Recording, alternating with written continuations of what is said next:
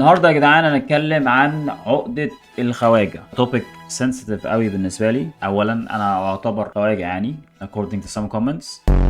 بس في نفس الوقت أنا حاسس أو أنا شايف بالنسبة لي إن إحنا كمصريين have suffered من عقدة خواجة for a very long time. إحنا بنشوفها في الإعلانات، في المدن، في الميديا that we consume, culture بتاعنا وفي كل حاجة. الميم ديت يعني أحسن طريقة نعبر عن طريقة تفكير مجموعة كبيرة من المصريين هنا عن الناس اللي هي في أمريكا، اللي في أوروبا، في أيا يكن. It's a problem. It's definitely a problem. كل حاجه بنعملها بتبقى تشيب ايميتيشن لحاجات بره مصر، يا مثلا بتبقى حاجه اتعملت من زمان فشخ او حاجه موجوده وبنقلدها بس بطريقه اعفن. مثلا يعني لوكال براندز، الترند بتاعت اللوكال براندز بقى له ترند فتره هنا، بس this is something that existed في امريكا for a very very long time. YSL studio بلا بلا بلا وكل الكلام ده and all the like exclusivity وكل الحاجات دي كلها موجوده بره and it was very very successful. كل واحد لسه متخرج من التجاره يقول يلا بينا نفتح لوكال براند عشان بتكسب. تعالوا معايا النهارده يا اخواتي وانا ببدا البراند بتاعي. طبعا في شويه منهم براندات كويسه جدا، 1% من ال 100,000 لوكال براند اللي صاحبنا في الكليه عملهم اللي هي مش بتنجح. يعني even the memes that we consume بتبقى قلد حاجات بتلاقيناها بره في امريكا.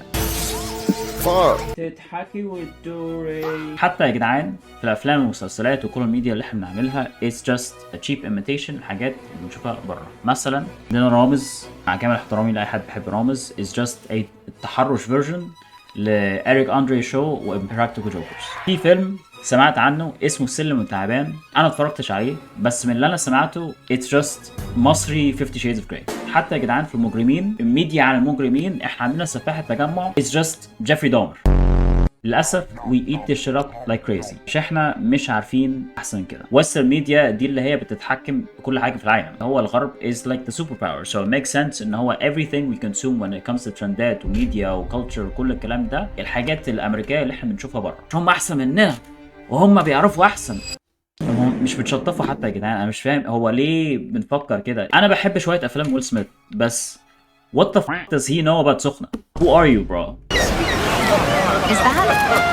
انا انهي الفيديو ده برساله بسيطه. imitation مش معناها innovation. يعني انا شايف يا جدعان بصراحه ان احنا كمصريين احنا نقدر وعندنا الامكانيه نعمل حاجات جامده فشخ، بس we have to believe in ourselves.